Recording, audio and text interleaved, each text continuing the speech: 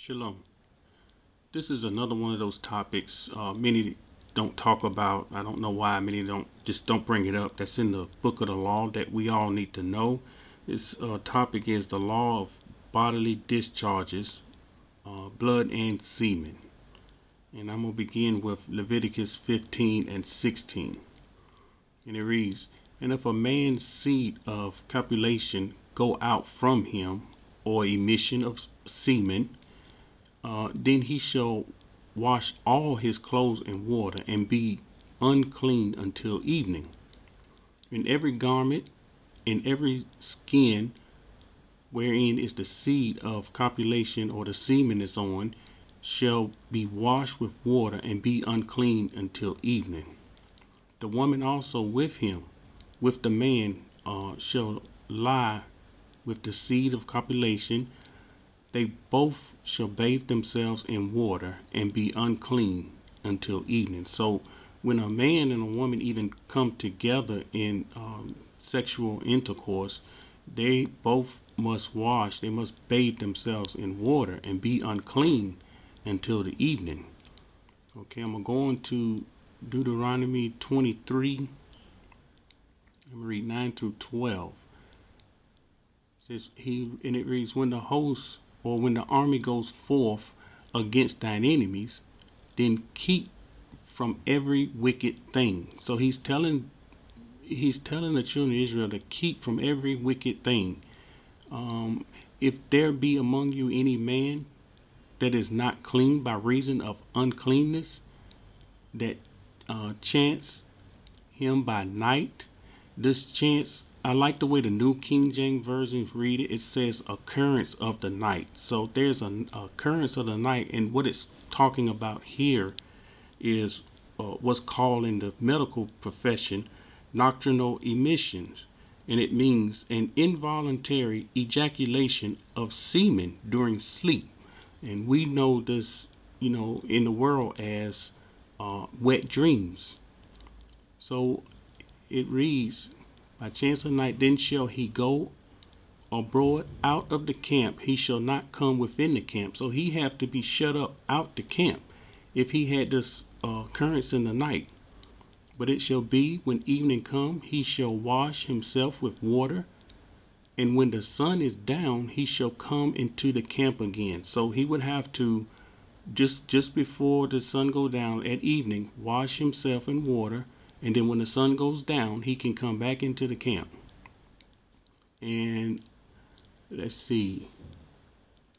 And he says, "Thou shalt have a place also without the camp, whither thou shalt go forth abroad." So they had to have a special place for them when they was fighting in different wars. And verse 14. In verse 14, this is the reason why they did this, or they was commanded to do this. It says, "For Yahuwah your Elohim walks in the midst of the camp to deliver thee, and to give up thine enemies before thee. Therefore shall the camp be holy, that he see no unclean thing in thee, and turn away from thee." So he is holy, and if they have defiled themselves, or they are unclean, he cannot come in the midst of their camp. So this was the reason why they must be shut out from the camp. Now I'm going to go to Leviticus 22 and 4. And it says, "What man soever of the seed of Aaron is a leopard, or have a running issue." And this word issue here is the Hebrew 2100, and the Hebrew word is zub, and it means to flow, to gush, or discharge. So this is where we see we can put the word discharge in there. "He shall not eat of the holy things until he be clean." Of course, we know those holy things that he shall not eat of, that is concerning the tithes and the offering. He shall not eat of the tithes and the offering, the holy things.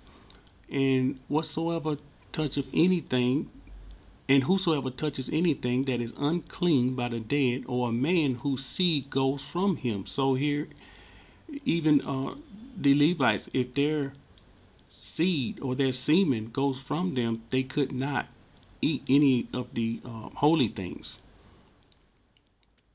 Now I'm going to go to Exodus 19 and 15.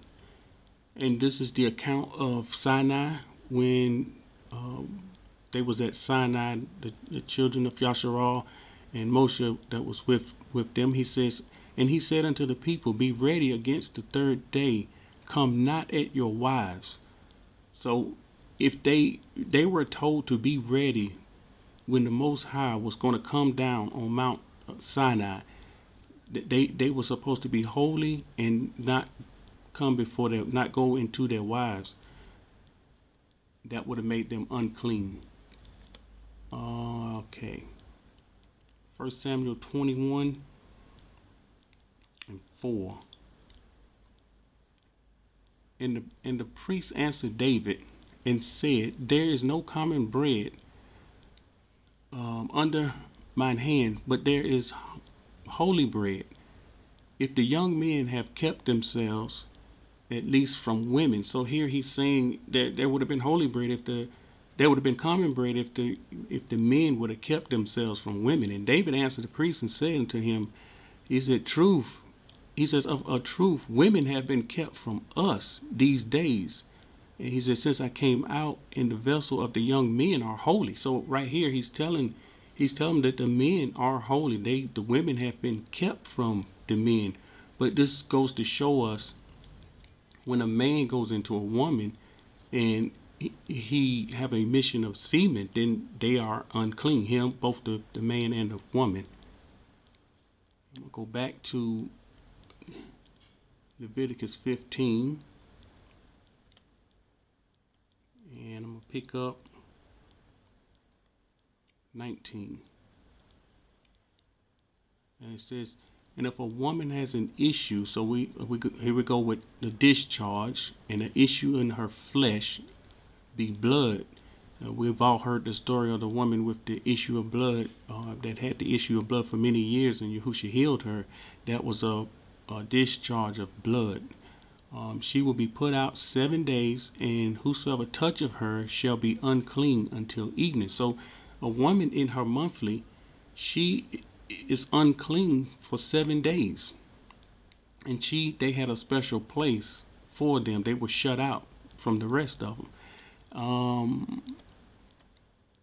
It says, and everyone that lieth upon her separation shall be unclean. Also, that she sitteth on be unclean. So anything she sit on, any bed she lay in, it's all unclean. We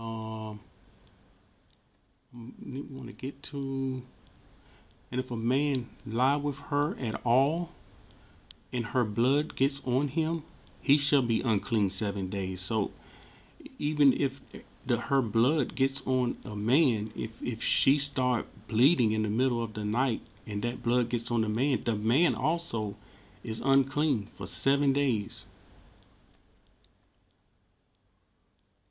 Okay, now I'm gonna go to Leviticus 18 and 19. And it says, also, thou shalt not approach a woman and uncover her nakedness as long as she is put apart for her uncleanness.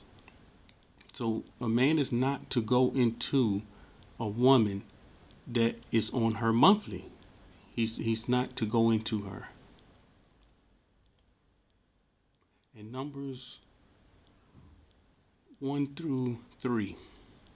No, excuse me, Numbers 5, 1 through 3.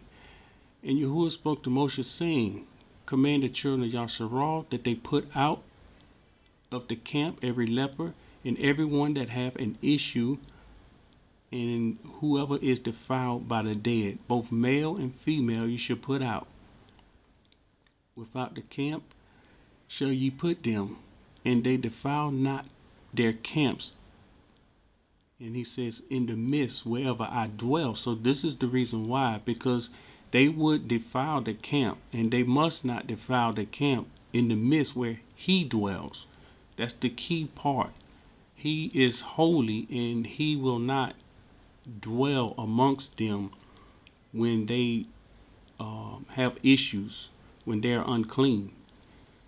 And another point I need to make here is, we can't, right now we're in a process. We are in a process. We're still scattered across the four corners of the earth, and we can't shut out our wives and our daughters. We're not all together, so we can't not. This is a part that we can't keep, but some of the other we can keep. We're not to go into our wives. She's unclean for 7 days on her after her when she begins her monthly. But now, once the ones that make it into the wilderness, this would be put back into operation, because he's going to come back down and he will dwell among his people once again, just like he did as of days of old, as in the days of ancient. That's what the prophets prophesied. And so this shouldn't be strange or foreign to those that make it to the wilderness. This is something that we would have to do, and he will not come in our midst if we are unclean. Shalom.